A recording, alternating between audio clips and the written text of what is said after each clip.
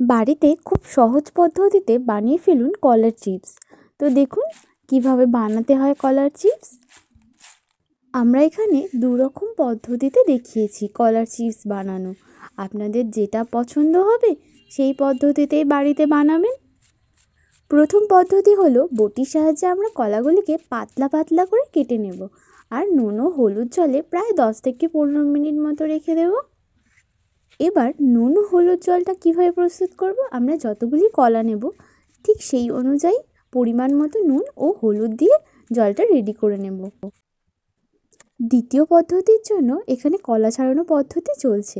কলাটিকে ছুরি দিয়ে মাঝখান দিয়ে দাগিয়ে নিতে হবে, তারপরে আস্তে আস্তে কলার খোসা ছাড়ানোর মতো ছাড়িয়ে নিতে হবে।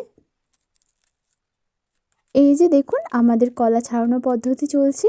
দেখুন বেশ কি সুন্দর পাকা কলার মতোই কলাটি আমরা ছাড়িয়ে নিতে পারলাম। এবার দ্বিতীয় কলাটিও ছাড়িয়ে নেব ঠিক এইভাবে। কলাটিকে তো ছাড়িয়ে নিচ্ছি, কিন্তু কলাটিকে আর এখানে পাতলা পাতলা করে কাটবো না। কলাটিকে একবারে আমরা পাতলা করে কাটবো আর তেলের মধ্যে দিয়ে দেব দ্বিতীয় পদ্ধতিতে। এবার কড়াইয়ে তেল নিয়ে নেবার পালা।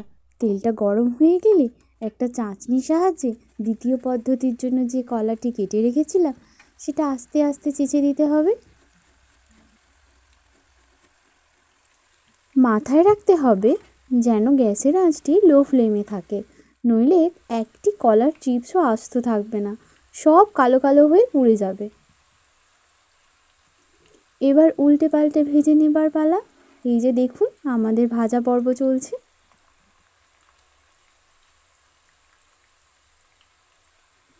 ভাজা এবার আমাদের আস্তে আস্তে শেষের পথে চলে এসেছে। দেখুন প্রায় লাল লাল হয়ে এসেছে। এবার ভাজাগুলি আমরা তুলে নেব।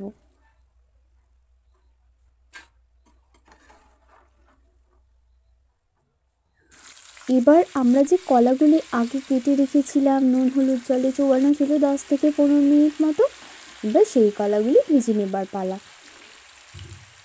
উল্টে পাল্টে এটাকেও সেই একই পদ্ধতিতে ভেজে নিতে হবে। গ্যাসের আঁচটি লোয়েই রাখতে হবে, নইলে এগুলো খুব বেশি ভাজা হয়ে যাবে। আপনারাও বাড়িতে বানান আর কেমন হয়েছে আমাদেরকে তা কমেন্ট করে জানান।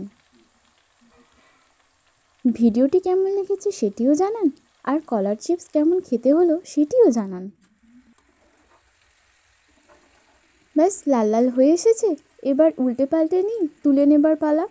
তাহলেই প্রস্তুত হয়ে গেল কলার চিপস। এবার শুধু কলার চিপসটা তো শুধু খাওয়া যাবে না, ওর সাথে একটু মশলা দিয়ে দিতে হবে।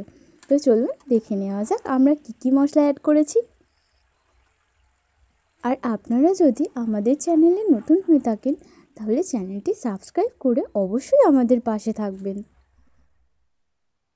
বেশ মুচমুচে হয়েছে, দেখে মনে হচ্ছে যেন খেয়ে নিই, কিন্তু শুধু তো খেলে হবে না, কিছু মশলা দিতে হবে। তাই জন্য আমরা দিয়ে দেব গোলমরিচ ও চাট মশলা দিয়ে ভালো করে একটু মিশিয়ে নেব। ব্যাস তাহলে প্রস্তুত হয়ে গেল একদম কলার চিপস। এবার স্বাদ গ্রহণ করার পালা।